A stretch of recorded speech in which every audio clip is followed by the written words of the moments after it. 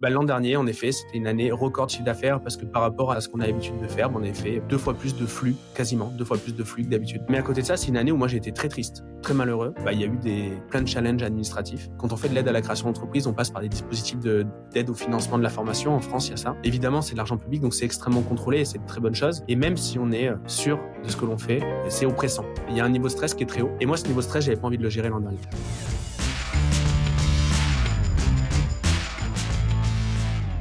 Gérald Ford, tu es le cofondateur de l'Incubateur Entreprendre, un programme qui a aidé plus de 6500 entrepreneurs à ce jour à bâtir leur stratégie de commercialisation. Le succès avec ce projet a rapidement été au rendez-vous et en l'espace de quelques mois, quelques années seulement, tu as atteint les 11 millions de chiffres d'affaires annuels.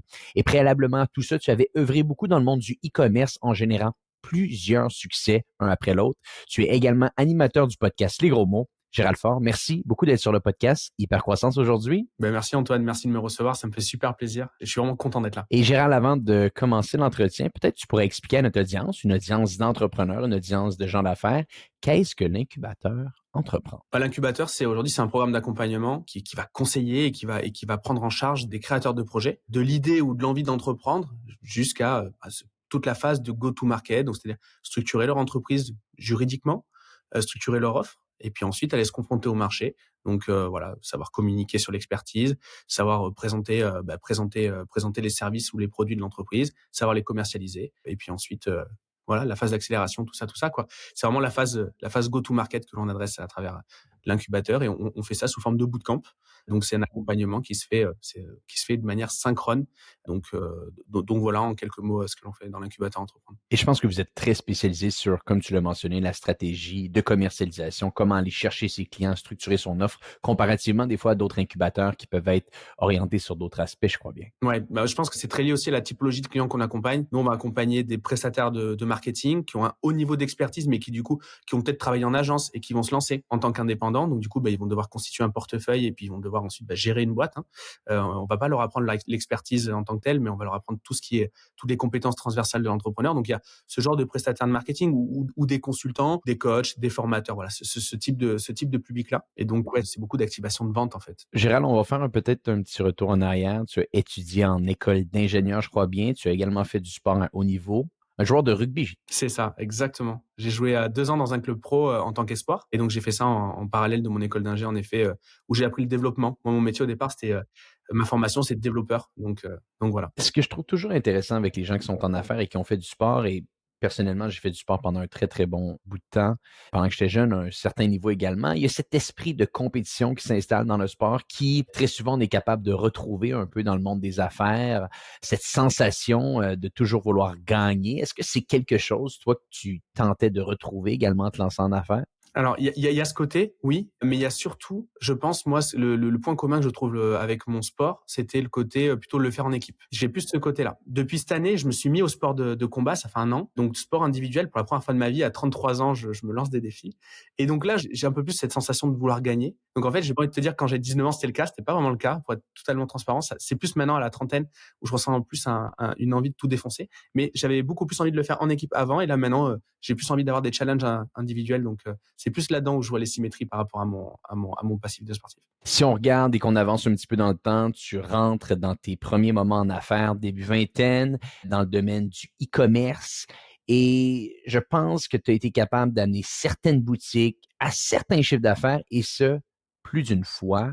Peut-être tu pourrais nous ramener à cette époque-là et nous dire pour quelles raisons, après avoir fait ton école d'ingénieur, tu t'es lancé dans l'e-commerce. En fait, le e-commerce, c'était surtout une extension d'un concept qui est un concept de muse. J'avais lu des bouquins sur le principe de monter des muses, donc des business automatiques avec des revenus récurrents. Donc voilà, on peut appeler ça des revenus passifs. Alors moi, j'aime pas trop le terme revenu passif parce qu'en fait, c'est un terme très marketing et très peu réel. C'est jamais passif, hein? Ouais, voilà, c'est ça, exactement. On va voir, c'est passif, mais jamais pour tout le monde, en tout cas.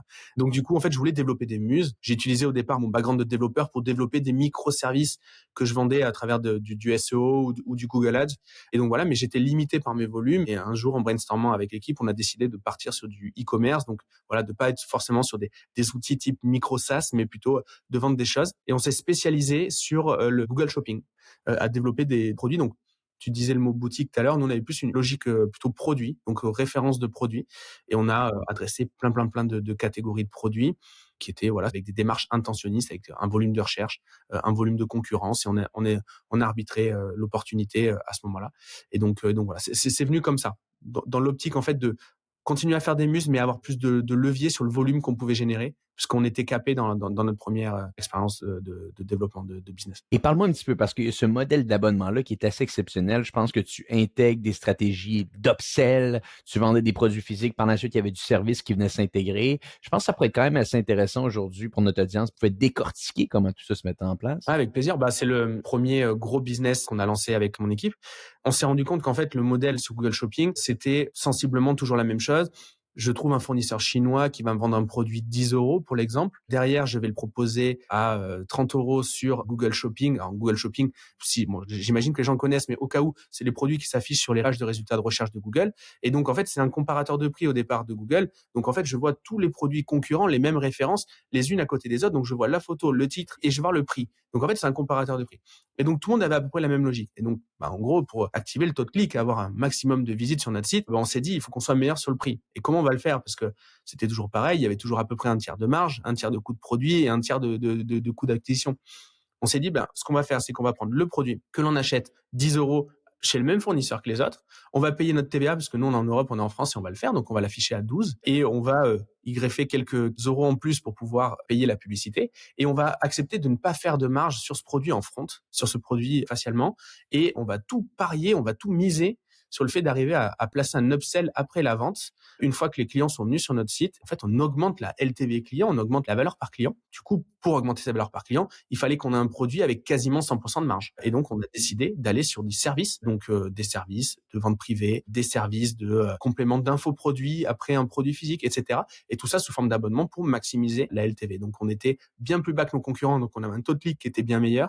C'est quand même le gros avantage d'être sur un comparateur de prix, c'est de pouvoir jouer sur cette variable de prix. Et donc, voilà, c'est un paramètre important. Donc, on a joué là-dessus et on a tout misé sur l'upsell. Et on en a fait ce système-là qu'on faisait de manière artisanale pour nos propres boutiques, ce qui nous a permis de faire plusieurs millions d'euros de chiffre d'affaires et plusieurs millions de résultats. On a dit, OK, ça c'est très bien, mais il faut qu'on professionnalise cette approche parce que nous, on est des développeurs, donc on aime bien mettre les mains dedans. Mais si on veut développer encore plus, il faut qu'on soit compatible sur Shopify, donc on développe une appli et qu'on devienne un SaaS, qu'on soit bon sur WordPress en développant une extension, etc., etc. Et donc, ça a été la naissance de notre premier gros business, qui s'appelait Spicy Checkout. Voilà. Spicy Checkout. Ah, peux-tu m'en dire un petit peu plus? Donc, littéralement, vous avez commercialisé un logiciel par la suite. Ouais, exactement. Alors, on l'a pas proposé en SaaS parce qu'en fait, j'avais pas envie de vendre ça à 500 euros par mois. Ça m'intéressait pas. Vu déjà le volume d'affaires qu'on faisait, c'était pas cohérent. Ça aurait eu du sens en tant que tel si nous-mêmes on n'était pas éditeurs.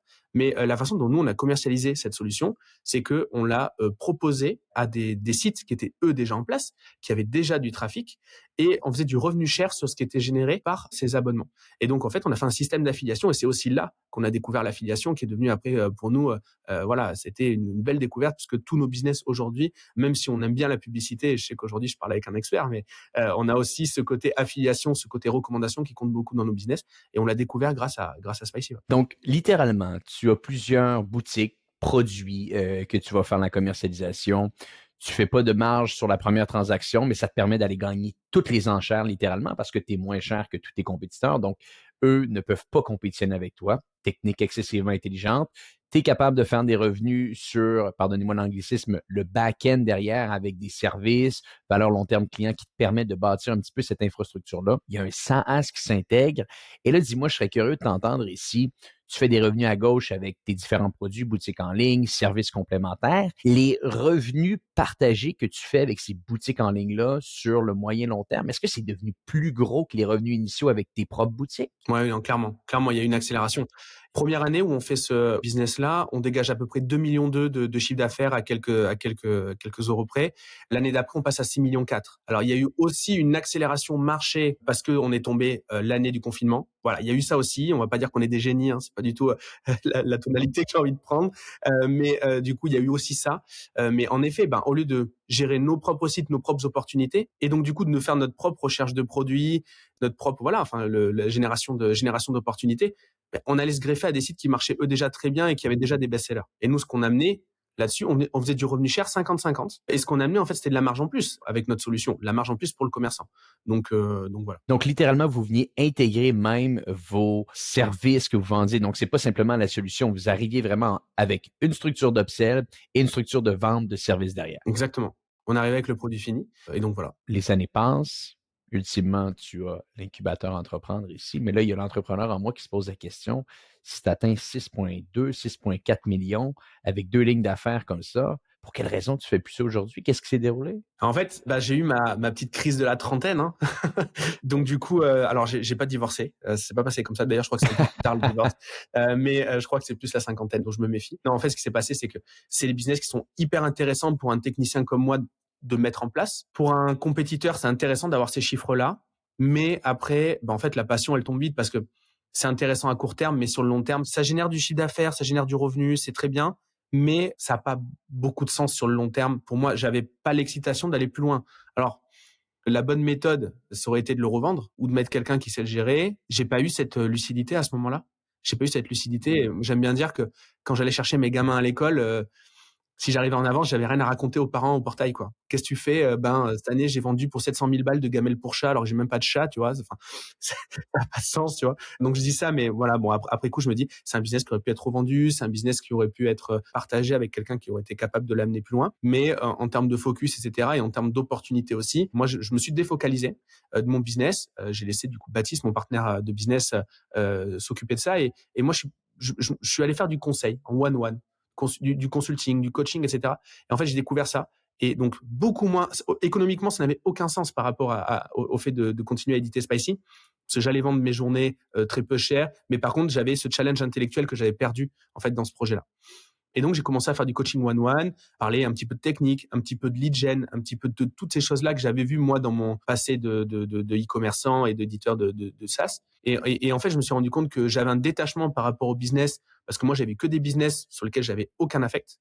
Et donc, quand j'intervenais dans des business qui, eux, étaient des business de sens pour les personnes qui les éditaient, j'arrivais à avoir ce petit levier en mettant clairement le doigt sur des évidences que moi je voyais, que les autres voyaient un peu moins, de par le manque de détachement émotionnel qu'ils avaient par rapport à leur projet. Donc j'ai découvert l'accompagnement, et je m'étais jamais fait coacher, j'avais jamais coaché, donc j'ai découvert ça à ce moment-là. Et puis petit à petit, je me suis rendu compte que je préférais faire ça que le reste.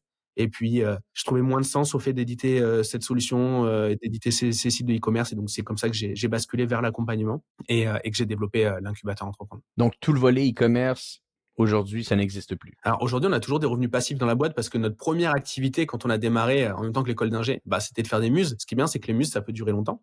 Donc on a une petite, voilà, on a du revenu qui est généré par ces revenus passifs. Mais par contre, c'est 0% de mon focus. Même pas 1%. Non, même pas 1%. C'est juste le bilan comptable une fois par an. Donc je sais pas si c'est voilà. J'ai un dashboard pour être tout à fait honnête. J'ai un dashboard à lire tous les mois. J'ai une notification sur Notion où on me donne le P&L de l'activité. Et ensuite après, j'ai un rendez-vous avec le comptable fin d'année pour préparer le bilan de la boîte. Et donc voilà, c'est assez bien délégué. Je me suis du coup dilué pour pouvoir le déléguer comme il faut. Mais voilà. Spicy, en fait, n'était pas une muse. Donc Spicy, quand il a fallu arbitrer, il a fallu dire voilà, je pouvais pas le faire à moitié. C'était soit j'y restais pleinement et j'étais pas heureux, soit je partais faire autre chose et je trouvais des solutions. Voilà, il fallait que j'arrête le projet, quoi. Tu fais de l'accompagnement un à un, de manière peut-être un petit peu même par hasard, littéralement, hein, et t'es lancé là-dedans.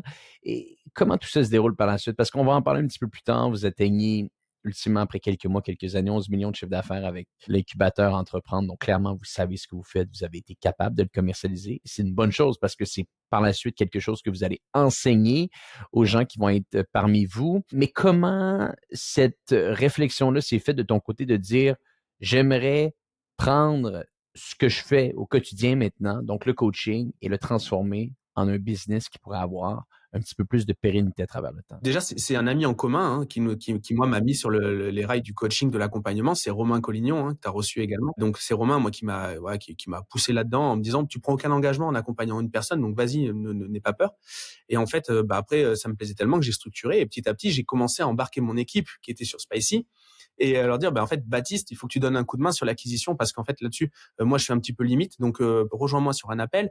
Florian, il faut que tu me donnes un coup de main sur le CRM et sur la vente. Voilà, il faut que tu me donnes un coup de main là-dessus, etc., etc. Et donc l'équipe s'est structurée comme ça. Au bout d'un moment, je me suis dit, je répète souvent la même chose, assez basiquement, hein, cheminement assez classique dans nos métiers de l'accompagnement. Je répète souvent la même chose. Ça pourrait être industrialisé avec du contenu vidéo et en structurant peut-être un côté un peu plus communautaire, en faisant venir les gens peut-être dans des bootcamps, des coachings de groupe, ce genre de choses-là. Enfin voilà, ça s'est fait de manière empirique. Hein. Ça s'est fait de manière empirique en essayant de structurer la chose. Voilà, le gros boost, c'est quand j'ai compris qu'en fait, si je voulais avoir beaucoup de monde, voilà, il fallait que je voie mon business, l'opportunité de mon business comme une pyramide. Et ce qu'il fallait que je fasse grossir pour faire grossir toute la pyramide, c'était la base. Que j'adapte mon programme sur la phase go-to-market, puisque moi, mes accompagnements, ils étaient plus au départ sur les phases d'accélération. Et donc, en fait, je suis descendu d'un étage pour faire grossir la pyramide et ensuite pour faire grossir l'édifice au global. Mais donc, c'est vraiment le socle de la pyramide, le plus gros échantillon de population, donc ceux qui veulent monter un business, qui était pour moi le gros domino à actionner pour faire grossir tout ce business d'accompagnement. Et on va décortiquer ça ensemble parce que c'est assez fascinant. Je veux le dire à l'audience, à moins que ça ait changé depuis, mais je pense que tu n'as pas investi en publicité, si je me trompe, pour commercialiser le tout. Du tout. Pas utiliser la publicité pour commercialiser l'entreprise dans laquelle il gère au moment où on se parle, l'incubateur Entreprendre. 11 millions de chiffre d'affaires deuxième année. Et tout part un petit peu de cette fondation-là et des mécanismes de commercialisation reliés à l'affiliation que tu avais compris quelques années plus tôt. Décortique pour nous, s'il te plaît, Gérald, comment tu t'y es pris parce que je pense que ça peut aider énormément d'auditeurs dans leurs envies d'aller chercher plus de clients. Moi, j'ai identifié que ce que j'apprenais à faire aux gens, c'était en fait de monter une boîte. Assez basiquement. Je deviens média buyer sur Facebook, consultant, freelance, je monte une boîte. Je deviens coach sportif en ligne, je monte une boîte. Je monte un cabinet expertise comptable, je monte une boîte. J'ai des problématiques de structuration, de présentation d'une offre et de commercialisation de tout ça. Évidemment, de communication, de management, etc. Du coup, j'avais découvert avec Spicy, comme tu le mentionnais, le fait que d'utiliser la puissance des autres, ça, c'était un levier de dingue. Donc, j'ai contacté tous mes copains, infopreneurs, coach YouTube, on peut appeler ça comme on veut, qui eux vont former à une compétence qui est une compétence fondamentale. Je vais prendre quelqu'un, admettons, qui forme pour devenir coach sportif. Voilà, il va leur apprendre à comment prendre en charge un client, mais pas comment le recruter, comment structurer la boîte, etc. Et donc, je me suis greffé à son programme. Lui était en front et moi, une fois de plus, comme à l'époque où je vendais des upsells sur un e-commerce, je propose quelque chose en supplément qui se greffe. Et évidemment, le partage de revenus, j'étais déjà sur un très gros partage de revenus sur Spicy, mais là, j'ai fait encore plus puisque au départ, j'ai proposé 80% de mon chiffre d'affaires pour mes premiers affiliés. Je reversais 80% du chiffre d'affaires qu'ils me généraient. Et donc, du coup, pour eux, c'était un no-brainer. Alors, c'est pas une stratégie que j'ai inventée, hein, c'est une stratégie que Evernote a mis en place pour se commercialiser au départ. Evernote, le grand frère, l'arrière-grand-père de Notion, quoi. Donc, du coup, c'est une stratégie que j'avais lue. Et donc, voilà. Et donc, aujourd'hui, je reverse 70% de mon chiffre d'affaires à mes affiliés. Et donc, du coup, ils greffent à leur programme. Nous, derrière, on a un accompagnement en plus qui se fait de manière synchrone. Donc, c'est un coach qui prend en charge le client. Et donc, très souvent, ça me donne un côté humain dans l'accompagnement global, dans l'expérience client globale, alors que mon affilié ne le fait pas. Et puis, on sait qu'il y a un très faible passage à l'action des gens qui achètent des formations. Et donc, nous, vu qu'on les fait bosser sur justement de la productivité et on fait en sorte qu'ils avancent sur leur projet parce qu'ils doivent monter leur boîte au bout de 90 jours, en fait, on augmente le succès client de nos affiliés. Puisque si j'achète une formation que je l'ouvre pas, je vais pas avoir de succès. Mais si par contre j'ai quelqu'un qui me botte les fesses, pour parler crûment, un peu toutes les semaines en me disant voilà, t'en es où? Est-ce que tu as contacté ton premier client? Est-ce que tu es allé récolter ton premier témoignage? Est-ce que tu as fait ta première publicité? Est-ce que tu as décroché le téléphone? Est-ce que tu es allé voir des prescripteurs, etc. Forcément, j'ai un meilleur succès client. Et donc le formateur qui est en front, lui, a également une meilleure réputation par la suite. Donc, littéralement, tes clients, peut-être un peu plus avancés, sont devenus tes leviers marketing. Exactement. À hauteur de 80% du chiffre d'affaires que tu leur reverses. Au départ. Maintenant, je suis à 70, mais au départ, j'ai démarré à 80%. Quand on parle de 11 millions de chiffre d'affaires là-dedans, est-ce que c'est uniquement des revenus qui te reviennent à toi ou il y en a qui vont à tes affiliés là? T'as raison, Okay. tu mets le doigt sur quelque chose. Si on regarde les 11 millions de chiffre d'affaires, il y en a 8 qui ont été générés par l'incubateur. Le reste a été généré par mes autres activités. C'est mon groupe, en fait, qui a fait 11 millions d'euros de chiffre d'affaires. Ces 8 millions qui sont générés par l'incubateur, du coup, si tu veux connaître réellement ce que j'ai gagné, tu gardes que 30% de ça. Intéressant, mais tout de même, c'est assez exceptionnel. C'est un jeu de volume après. Hein. C'est un jeu de volume, il n'y a pas de publicité qui sont intégrées à ça. Tu es dans un modèle où est-ce que essentiellement les marges de profit brut sont excessivement élevées. Donc, c'est un modèle très intéressant à répliquer pour beaucoup de gens qui nous écoutent aujourd'hui. Et au niveau déjà des ratios, des gens qui vendent des formations, qui vendent avec de la publicité, qui ont des coûts de livraison, etc., ils font peut-être, et c'est pas sûr, ils font peut-être entre 10 et 5% de marge de plus que ce que moi je fais aujourd'hui avec mon système. Donc en fait, au final, j'ai un taux de marge qui est sûr, j'ai pas de variance parce que c'est contractuel. Par contre, j'ai juste un enjeu, moi, c'est que j'ai pas le pied sur la pédale d'accélérateur. C'est pas moi qui décide le volume que je vais faire. Donc tout mon enjeu aujourd'hui à moi, en dehors évidemment de livrer mes clients, de faire en sorte qu'ils aient du succès, c'est d'être un outil. Moi, j'ai toujours été un outil pour tous mes affiliés. J'aurais pas juste dit vends mon truc et on partage des revenus. C'est comment, en fait, je peux être déjà un outil pour ton business et que accessoirement ça me revienne. Donc moi mon boulot aujourd'hui, c'est de donner un coup de main à mes affiliés pour qu'ils fassent de meilleurs lancements marketing, faire du contenu avec eux, faire même des événements, proposer tout type de services, mais qu'on fait complètement en plus, on mange dans la même gamelle comme j'aime bien dire. Donc en fait j'ai tout intérêt en fait à me battre à leur côté, et donc en fait je leur amène des solutions pour justement qu'on puisse lancer plus vite, qu'ils m'oublient pas aussi dans un lancement, qu'on puisse lancer plus fort et puis qu'on puisse générer plus de chiffre d'affaires. Voilà, ça c'est l'outcome, mais c'est ça Tu l'idée. deviens le client de tes clients, littéralement. Exactement, on peut même dire, à certains moments, j'ai presque l'impression d'être leur prestataire marketing. Alors je fais pas de prestation marketing avec eux, mais par contre, on se pose autour d'une table et on voit le lancement qu'on va faire. On a un lancement dans 2 mois, OK, comment on fait, voilà, quels moyens vous avez? Vous avez des difficultés pour faire tel truc, nous on a la ressource qui va bien, on est partenaire de tel truc, on a un client dans l'incubateur qui est expert de tel ou tel domaine, qui pourrait devenir du coup, un prestataire pour notre lancement commun, et cetera. Donc nous, on est vraiment, on essaie de trouver des solutions et c'est vraiment notre enjeu parce que c'est le seul moyen de piloter notre croissance, c'est d'être un outil pour nos affiliés. C'est totalement fantastique et intelligent comme approche. J'adore, et même qu'il y a l'incubateur entreprendre, et je pense que tu as créé un nouveau pilier aujourd'hui, un nouveau palier plutôt, avec un mastermind qui est venu s'intégrer à l'incubateur que tu as créé, là. Ouais, exactement. Comme je te le disais, première étape, c'était de nourrir le socle de cette pyramide, le bas. Donc du coup, maintenant, je remonte d'un étage et donc là aujourd'hui, donc j'ai un mastermind. Donc c'est un programme sur 6 mois, qui dure toute l'année. Mais on est toujours 35 quand il y a quelqu'un qui sort. On a une place qui s'ouvre pour un nouveau. Donc voilà, ça se fait avec des rencontres physiques comme beaucoup de mastermind. Et ensuite, on a des calls hebdomadaires. On a deux calls par semaine, deux calls de deux types différents. Et l'idée, c'est justement de traiter tous ces sujets de croissance. C'est plutôt évident comme ça, mais je le dis. Évidemment, mes affiliés sont mes premiers clients de mastermind, puisque si je suis au contact avec eux toutes les semaines, voilà, on arrive à être dans l'anticipation, on construit des choses ensemble, et puis voilà, comme je disais, on se nourrit dans la même gamelle, donc on a tout intérêt à bosser ensemble. Et donc voilà, l'étape suivante, c'est de la croissance, et c'est un peu ça qui me permet d'avoir aujourd'hui le pied sur la pédale de l'accélérateur, un petit peu du moins. Et ils sont capables rapidement de trouver le retour d'investissement dans leur investissement envers ton mastermind, avec toute l'affiliation qu'ils sont capables de faire. Donc, c'est assez ingénieux tout ça. Bon, Gérald, il y a un point qui est assez intéressant et je te trouve très humble d'en parler, de vouloir en parler aujourd'hui. Tu as atteint ce fameux 11 millions de chiffre d'affaires. Bon, certains millions vont dans tes affiliés, certains millions vont dans tes poches, mais tout de même, c'est assez exceptionnel de l'avoir fait aussi rapidement. Félicitations. Mais tu as eu cette réflexion-là honnête envers toi-même de dire, tu sais quoi? Bâtir des organisations à plus que 5, 10, 15, 20 millions de chiffre d'affaires, c'est peut-être pas pour moi. Je serais curieux de t'entendre un petit peu plus sur le sujet ici. Bien sûr. Moi, j'ai pas du tout de problème à en parler parce que je pense qu'il y a un apprentissage j'aurais bien aimé l'entendre en fait avant. Donc c'est surtout ça qui me motive à en parler un petit peu. C'est que l'an dernier, en effet, c'était une année record de chiffre d'affaires parce que par rapport à ce qu'on a l'habitude de faire, on avait fait 2 fois plus de flux, quasiment 2 fois plus de flux que d'habitude. Mais à côté de ça, c'est une année où moi j'ai été très triste, très malheureux. On a eu plein de challenges administratifs. Quand on fait de l'aide à la création d'entreprise, on passe par des dispositifs d'aide au financement de la formation. En France, il y a ça. Évidemment, c'est de l'argent public, donc c'est extrêmement contrôlé et c'est une très bonne chose. Et même si on est sûr de ce que l'on fait, en fait, ces contrôles-là, ils sont quand même très pressurisants. C'est oppressant. Il y a un niveau de stress qui est très haut. Et moi, ce niveau de stress, j'avais pas envie de le gérer l'an dernier. Donc l'an dernier, on n'a eu aucun problème. On a eu aucun problème à terme à la fin de nos contrôles. Mais par contre, le fait de gérer ce contrôle-là, c'est quand même pas quelque chose de simple. Donc en fait, ça c'est un des exemples. Ensuite, forcément, quand on développe une boîte, on s'occupe un peu moins de ses équipes. Donc j'ai eu pour la première fois en 10 ans des litiges avec des collaborateurs. J'ai eu également, du coup, dans ma vie perso, pas du tout d'équilibre parce qu'en fait, quand on double la taille de sa boîte sur une nouvelle activité, en fait, le sport, les enfants, la vie de couple, tout ça, ça devient plus du tout une priorité et c'est à tort. Donc voilà. Et là, je prends quelques exemples, mais en fait, on voit que c'est une sorte de c'est empirique, quoi, hein. Un cercle vicieux, bien Ouais, sûr. c'est ça exactement. Et du coup, ça, je me suis rendu compte qu'il y avait une taille de boîte. À quel moment ça avait commencé ces histoires-là? En fait, je me suis rendu compte que ça a commencé quand on avait doublé en fait la taille du business.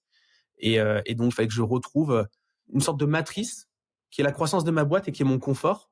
Et je pense que il faut qu'on positionne notre point perso. Alors, c'est pas mon boulot de parler de ces sujets-là, c'est juste un retour d'expérience personnelle, hein. Je suis pas expert de ce truc-là. Mais il y a un moment où le niveau de croissance de la boîte est assez important pour me satisfaire. Mais si je vais au-delà, je rentre dans de l'inconfort. Et donc, je pense qu'il y a ce point de patinage à trouver. Et moi, je pense que ce point de patinage, il était aux alentours de 5 millions, en effet, comme tu disais tout à l'heure. On a fait en sorte pas de faire décroître la boîte, mais ça a été une des conséquences. Mais on a certains affiliés qui étaient très chronophages, sur lesquels on avait pas un plaisir à travailler, sur des produits sur lesquels on n'était pas hyper alignés, etc. Mais on a décidé de stopper des collaborations.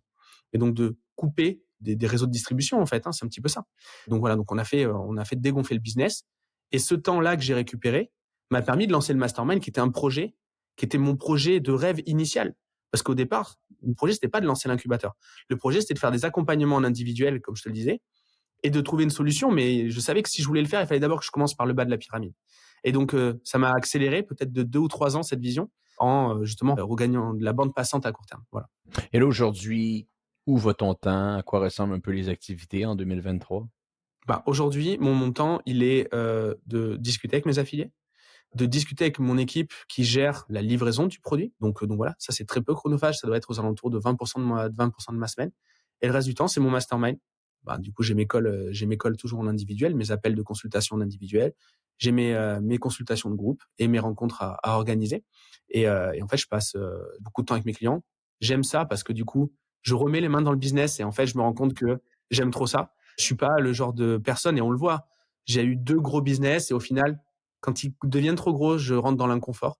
Donc, je pense que je suis quelqu'un qui doit bosser sur des lancements, bosser sur du débugage, etc. Mais je suis peut-être pas la bonne personne pour scaler à des niveaux qui me dépassent.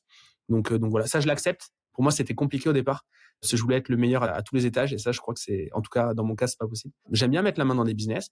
La suite, et je prépare ça, ça va être de pouvoir investir un petit peu plus auprès de mes clients, pouvoir leur apporter des solutions où voilà, où je leur facture pas de la prestation de conseil.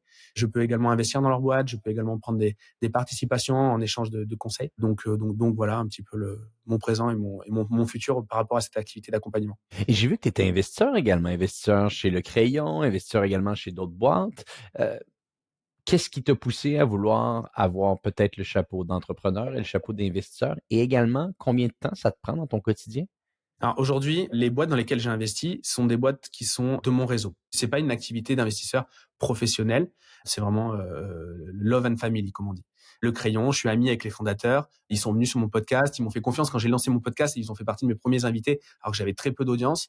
Donc du coup, c'était évident pour moi de donner un coup de main au moment où ils en ont eu besoin. Il y a d'autres boîtes comme ça, Mastéos par exemple, Thierry qui au moment où il est venu sur le podcast, il avait presque 200 collaborateurs.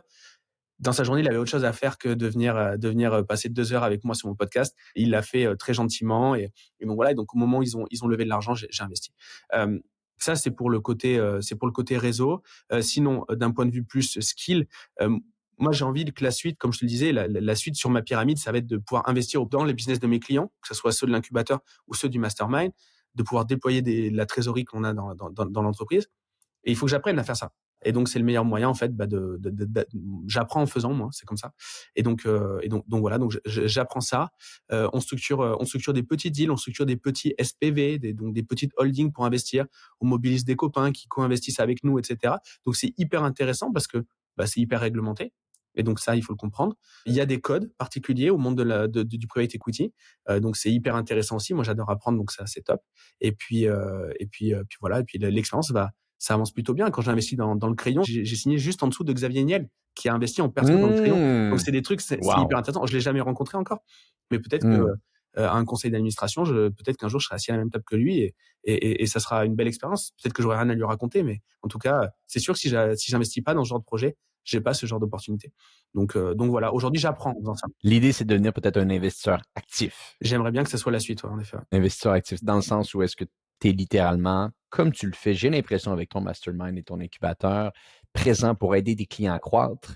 Et tu peux également venir faire une aide, que ce soit un investissement en argent ou un investissement en temps. Et force est d'admettre qu'avec ce que tu as appris et ton niveau d'expertise, cette aide doit être bienvenue chez tes clients. En tout cas, j'essaie qu'il y ait toujours ce côté, s'il y a de l'argent, il y a c'est smart money. J'essaie toujours d'avoir cette approche-là. Pour moi, comme je te disais, c'est une super opportunité d'apprentissage surtout, pour l'instant. Et donc voilà, je réfléchis ça, mais c'est la vision long terme, en effet. Ouais, t'as mis le doigt dessus. Fantastique.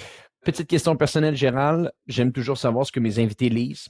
Quels livres ont marqué ton imaginaire, peut-être dans la dernière année, que tu pourrais partager avec notre audience? L'an dernier, quand j'ai eu tous mes histoires administratives, là, j'ai justement, je me suis rendu compte que je prenais pas assez de temps pour moi, donc je me suis remis à faire du sport. Et je me suis remis à lire, en effet. Et il y a 2 bouquins que j'avais lus il y a très longtemps que j'avais pas compris, enfin que je croyais avoir compris. Et en fait, voilà. Le premier, c'est La semaine de 4 heures, qui était le bouquin qui m'avait lancé. Je voulais absolument le réécouter parce qu'en fait, je voulais recréer la flamme de départ. Je me suis dit, bah attends, il faut que je me remette dans le même contexte. Il faut juste que je relise les mêmes bouquins. Bon, avec les cheveux blancs en plus, mais bon, ça c'était, je peux pas faire autrement. Mais sinon, le livre qui m'a vraiment aidé et qui m'a aussi permis d'arbitrer cette histoire d'affiliation, de faire moins et d'aller sur des projets, c'est L'art subtil de s'en foutre, que j'ai vraiment bien aimé. Alors ce livre, il polarise beaucoup. Soit les gens ils le détestent, soit ils l'adorent. Moi, je fais partie des gens. Déjà, je le prends au second degré. Et du coup, il y a quand même plein d'apprentissages dans L'art subtil de s'en foutre, notamment le fait de choisir ses problèmes. C'est un truc que j'avais oublié. Parce que je voyais toujours l'outcome, le rêve, la ligne d'arrivée.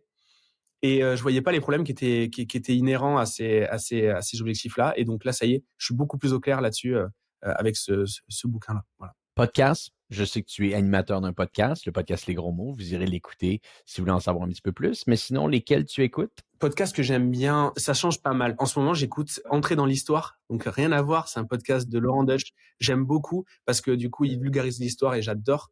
J'essaie le moins possible de me polluer, entre guillemets, avec des podcasts business parce que en ce moment, ça me fait pas du bien. C'est que ça me challenge trop.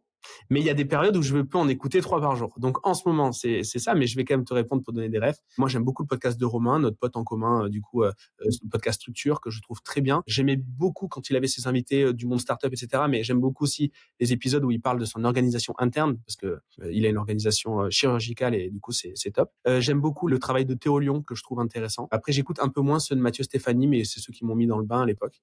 Et donc voilà. Et mon podcast préféré, qui n'existe plus, enfin, on peut le retrouver, mais il n'y a plus d'épisodes.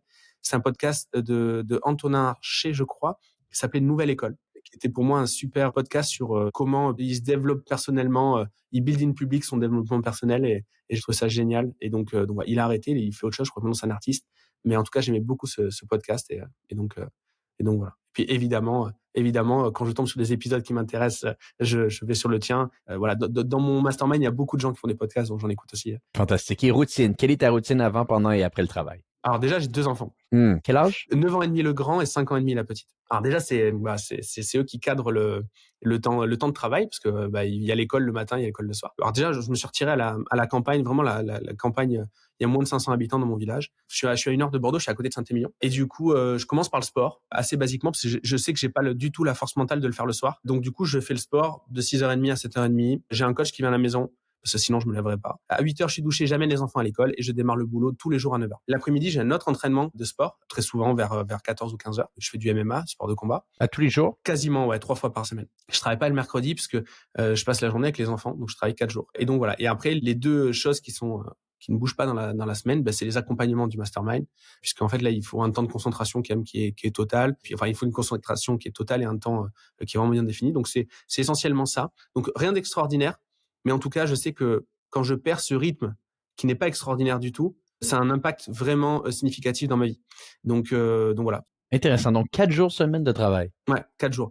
Le mercredi matin, j'ai mes mails, etc., mais je suis pas focus. C'est-à-dire que je suis pas dans mon bureau ici. Je peux être en bas sur l'îlot de la cuisine avec mes mails ou prendre un appel avec quelqu'un de l'équipe, etc., si les enfants sont en train de regarder un dessin animé ou de se brosser les dents.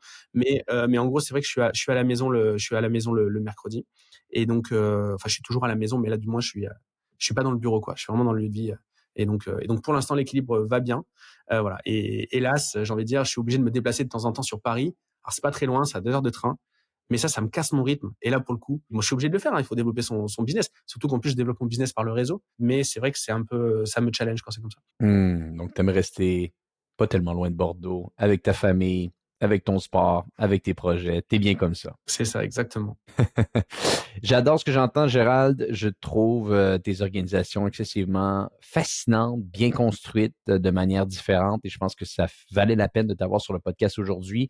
Si on veut en savoir un petit peu plus sur tes différents projets, l'incubateur entreprendre, le mastermind, quel est l'endroit le plus simple pour te rejoindre? Ouais, super. Merci déjà de m'avoir reçu. C'était ultra plaisant de répondre à tes questions. Et du coup, si on veut regarder un peu le travail, moi, je suis assez actif sur Instagram, donc Gérald Fort. Et sinon, j'ai un site qui s'appelle entreprendre.me, M-E. On retrouve les deux programmes, l'incubateur pour lancer sa boîte et le mastermind pour accélérer. Sur ce site-là, il y a aussi le lien vers le podcast qu'on doit tourner ensemble aussi.